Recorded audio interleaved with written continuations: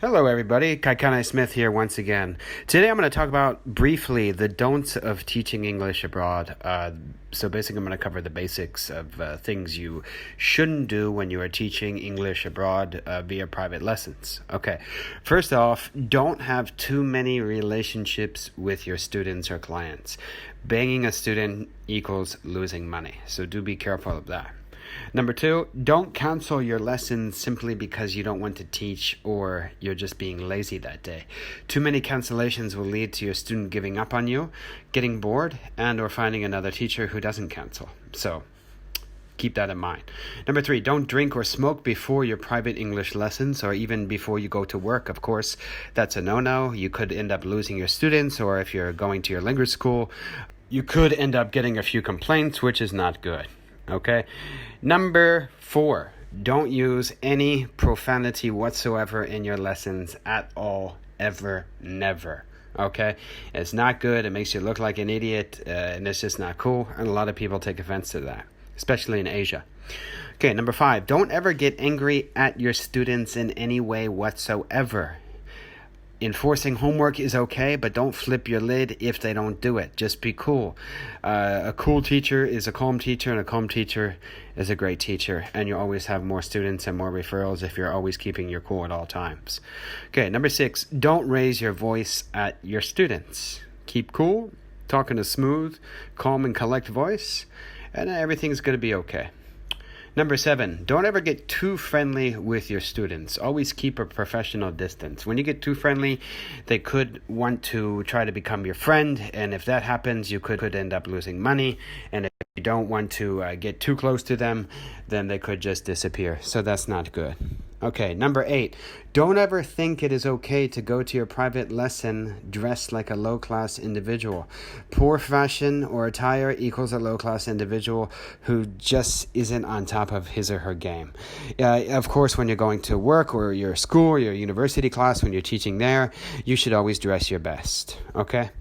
Number 9, don't ever teach a lesson without having some nice and much-needed breath mints on hand. If you have lunch before or dinner before your class, for example, if you have some sushi, you could end up having dragon breath, which is not really cool for your students because you're going to be speaking with them, and they can obviously smell your breath even if you're 3 or 4 feet away. So do carry some breath mints.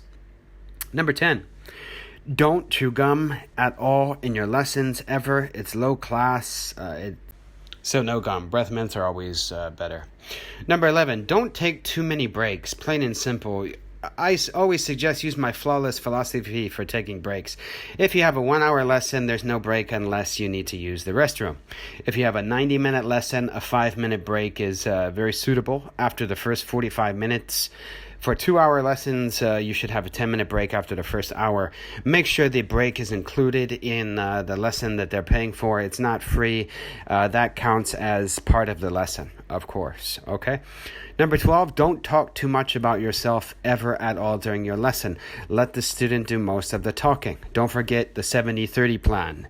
The student should be speaking 70% of the time during the lesson, and the teacher should be speaking at least 30%. Okay? Number 13, don't use the same teaching method in each of your lessons. It's just going to make you look boring. Flip it up, switch it up, make things more interesting, read some news, have them practice giving a presentation or writing an essay, something like that, something that's fun. 14, don't ever let your students get bored. When they do, it's easy for them to go astray and look for a better teacher. Even if you do have the most boring student in the world, which I always come across on a daily or weekly basis, just think of the money you're getting in the end. Put on a happy face. Make them happy. As long as your students are happy, you're happy because you'll keep getting paid. Okay? Number 15, don't attempt to teach private English lessons in countries that strictly prohibit teaching outside of your contractual or official job that your work permit allows. Okay? Countries like China in some cases, Korea most cases, Thailand, most cases, and in some cases Japan, strictly prohibit such side jobs as teaching private English lessons, as they are seen as tax evasive. I know many guys and gals who have tried doing so and failed big time. They were just caught, deported, and blacklisted. It may sound and seem a bit far-fetched, but it is true, and it is what it is, guys. So if you don't believe me, try it for yourself, but don't say I didn't warn you, okay? But the biggest country of all to keep an eye out for that would be, of course, Korea. Absolutely 100% impossible. Number 16, don't, and I repeat, don't ever give your students your social media account information. This means your Facebook, Instagram, Tinder, or whatever.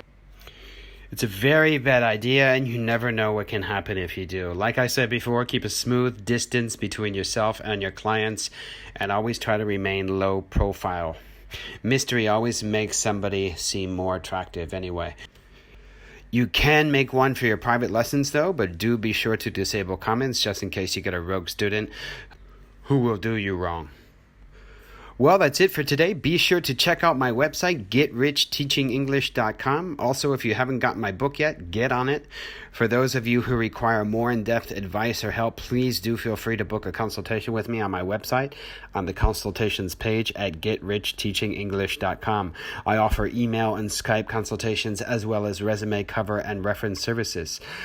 Stay tuned for more awesome videos, and don't forget to share, subscribe, and like. Until next time, guys, peace out.